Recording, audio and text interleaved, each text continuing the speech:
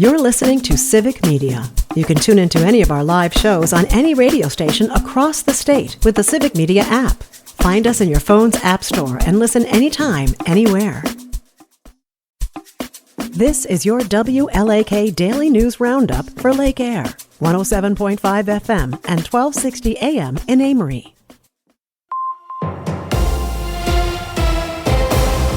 For WLAK News, I'm James Kelly.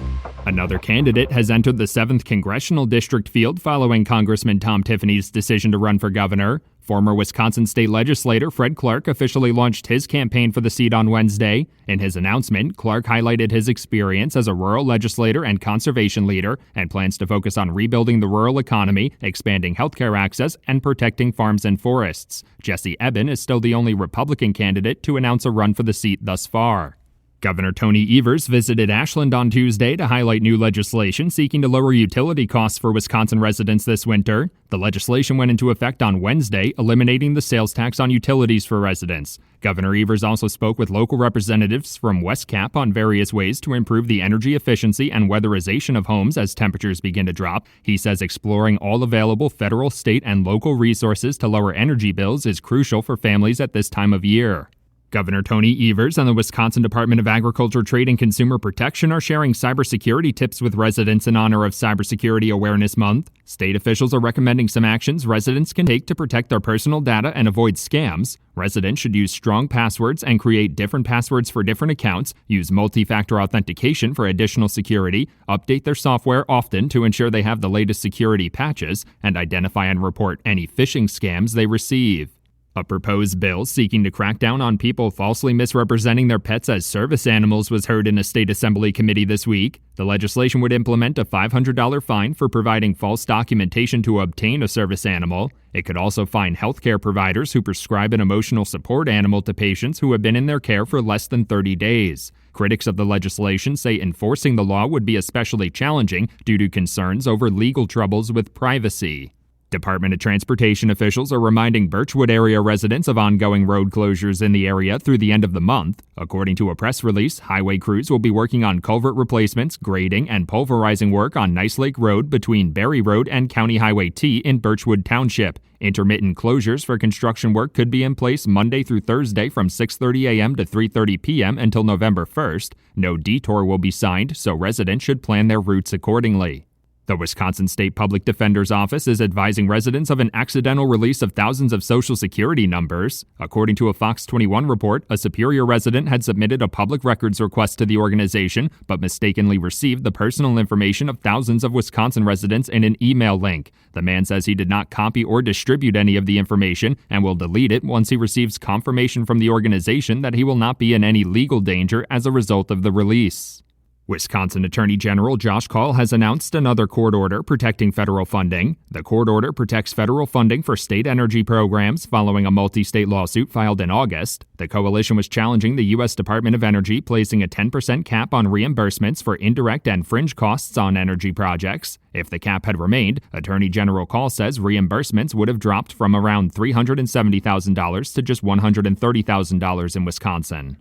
Barron County organizations are inviting area residents to a number of events honoring Domestic Violence Awareness Month. Officials from Embrace are promoting a number of events with various local partners, including libraries, small businesses, and grocery stores, in an effort to highlight the available resources for people struggling with domestic violence. The organization is also inviting residents to participate in their 6th annual Survived and Incarcerated in Wisconsin letter writing event, which will be held virtually on October 30th.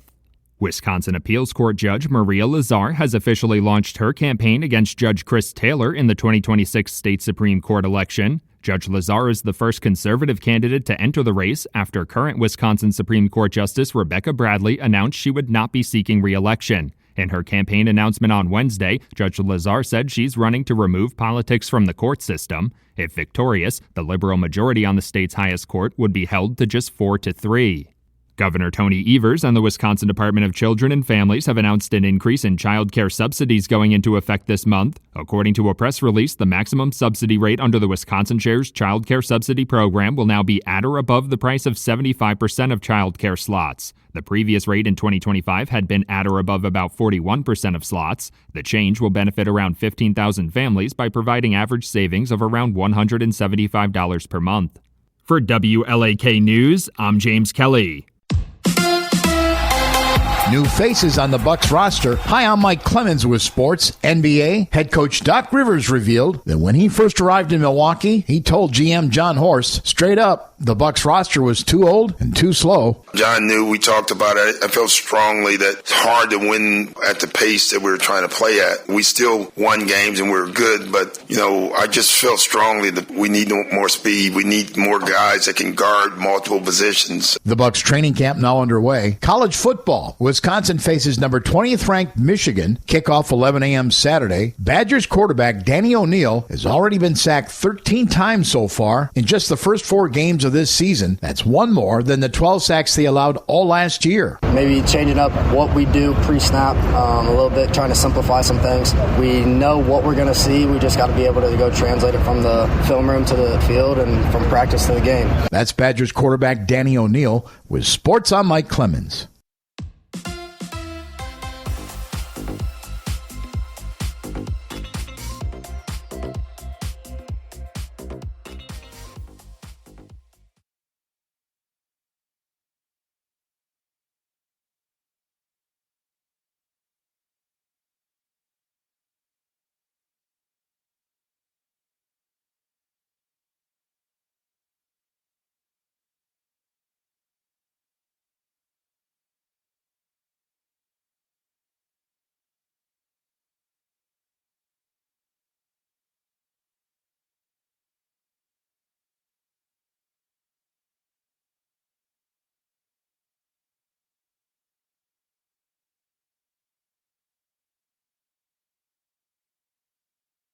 After his recent suspension and then being put back on the air within a week, Jimmy Kimmel gave an emotional and hilarious monologue upon his return to Jimmy Kimmel Live. Not only was it highly rated on TV, Kimmel's monologue set a record on YouTube. The host's opening segment reached almost 18 million views on YouTube within 22 hours of being posted, making it the most watched monologue in the history of YouTube, according to Variety. A Wheel of Fortune contestant from Connecticut has won the biggest jackpot in the show's history at a little over $1 million.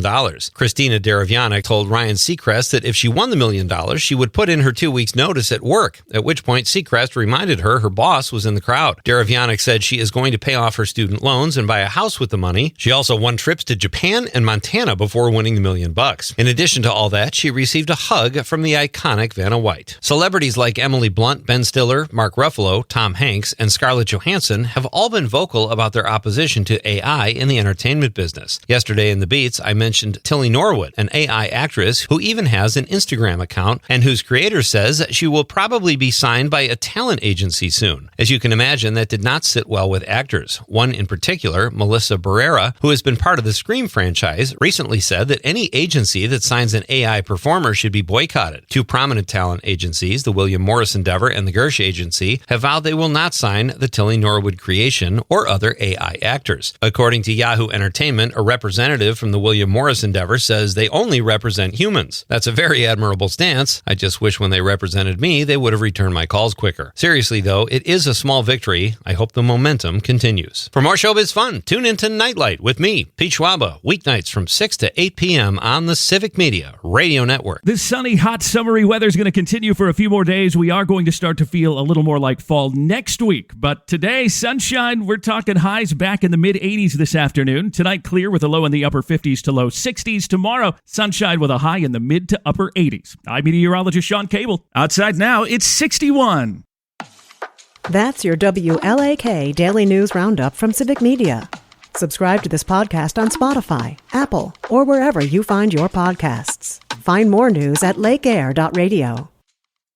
The national news cycle never stops. but it can be hard to find news about your local community. Civic Media is dedicated to providing quality local and state news coverage across Wisconsin. With the Civic Media app, you can get notifications about local stories that matter to you and your community. Find the free Civic Media app in your phone's app store and choose notifications from the menu to tell us what kind of news you want to hear about.